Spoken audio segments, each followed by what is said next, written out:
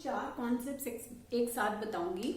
ये है APC, APS, MPC, MPS. ये क्या चीज है?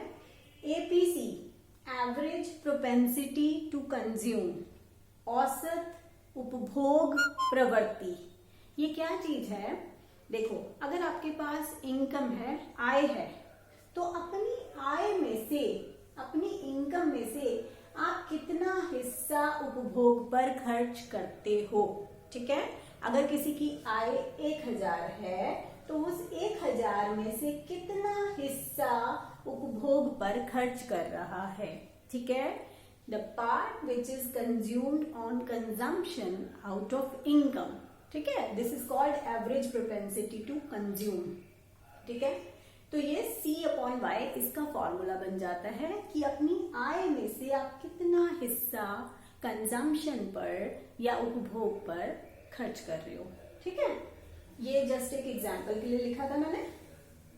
ऐसे ही APS average propensity to save या औसत बचत प्रवृत्ति, ऑन एन एवरेज, औसत का मतलब ऑन एन एवरेज, एग्जैक्ट नहीं कि हर बार यही होगा, औसत एवरेज के तौर पे हम कह सकते हैं कि आप अपनी आय में से कितना हिस्सा सेव करते हो, कितना हिस्सा बचाते हो।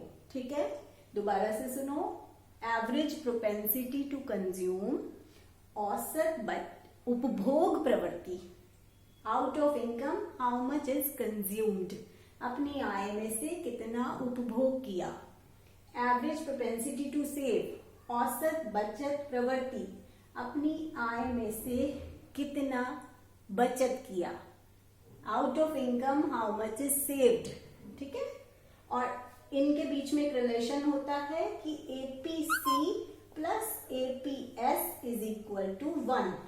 ये हमेशा 1 के बराबर होगा, मतलब इन दोनों फॉर्मूले को मैं प्लस कर दूंगी तो मेरा आंसर 1 आएगा। इसका डेरिवेशन आपके सिलेबस में नहीं है कि डिराइव करोगी ये 1 कैसे आया, लेकिन फिर भी आपकी नॉलेज के लिए मैं बता देती हूँ क्योंकि बहुत इजी है। अभी हमने लास्ट वीडियो में एक फॉर्मूला किया था y is equal to C plus S या aggregate supply is equal to C plus S.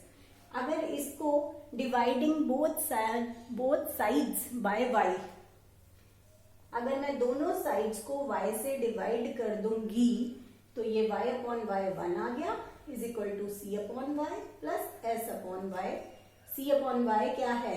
APC, और S अपॉन y क्या है? APS। तो आंसर 1 आ गया, पर ये डेरिवेशन कोर्स में नहीं है।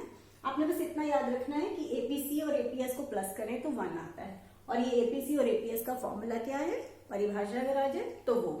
ठीक है, ये कॉन्सेप्ट समझ में आ गया। ऐसे ही मिलता जुलता कॉन्सेप्ट है MPC, MPS, marginal, M stands for marginal या सीमांत, मार्जिनल प्रोपेंसिटी टू कंज्यूम, सीमांत उपभोग प्रवृत्ति, मार्जिनल प्रोपेंसिटी टू सेव, सीमांत बचत प्रवृत्ति। अब यहाँ M मार्जिनल या सीमांत वर्ड लगने से यहाँ मतलब है कि out of your additional income how much additional you are consuming और सेविंग। मतलब अगर मान लो एडिशनल इनकम का क्या मतलब हो गया, जैसे दिवाली आई, बोनस आया, ठीक है, तो बोनस पे आपको या आपके फादर को 500 रुपीज मान लो एक्स्ट्रा मिल गए। ठीक है, वो एक एडिशनल इनकम है। एडिशनल इनकम को हम लिखते हैं चेंज इन वाई से। चेंज इन वाई का मतलब है अतिरिक्त आय, एडिशनल इनकम या मार्जिनल इनकम। ठीक है, तो ये जो एडिशनल इनकम कोई बोनस की वजह से या कोई रिवॉर्ड की वजह से, ठीक है, या कोई इंक्रीमेंट एक एडिशनल इनकम हो गया। ठीक है, इंक्रीमेंट का कुछ पार्ट एकदम से मिल जाना, इंसेंटिव मिल जाना, ये होते हैं एडिशनल इनकम, जो आपको एक्स्ट्रा इनकम आई है। तो इस एक्स्ट्रा इनकम में से आपने कितना एक्स्ट्रा कंज्यूम किया, कितना एक्स्ट्रा कंज्यूम किया, वो है मार्जिनल प्रोपेंसिटी टू कंज्यूम। अतिरिक्त आय का कितना भाग आपने उपभोग पर खर्च किया। मान लो दिवाली बोनस का जो मैंने एग्जांपल दिया 500 रुपीज, हो सकता है आपने 500 में से कुछ भी खर्चा नहीं किया, उसको सारा का सारा आपने बचा लिया। तो ये आंसर आपका 0 आ जाएगा। आपने कुछ भी एक्स्ट्रा नहीं खर्च किया अपने 500 में से। या ये भी हो सकता है कि मैंने तो सारा का सारा ही खर्च कर दिया, 500 रुपए जो एक्स्ट्रा आए थे वो मैंने सारे के सारे खर्च कर दिए, तो ठीक है, उस केस में मेरा आंसर 1 आ जाएगा। 500 रुपए मिले थे, 500 रुपए ही मैंने खर्च कर दिए, तो मेरा आंसर 1 आ गया। तो हमारा एमपीसी हमेशा 0 और 1 के बीच में लाई करता है, ठीक है। या तो हम एडिशनल इनकम सारी की सारी सेव कर लेंगे, या सारी की सारी कंज्यूम कर लेंगे, या आधा आधा कर लेंगे।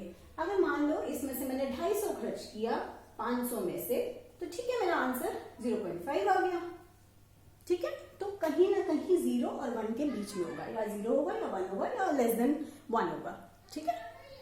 तो ये बात हो गई एमपीसी की। ऐसी एमपीएस की अगर मैं बात करूं तो वो है change in S upon change in Y.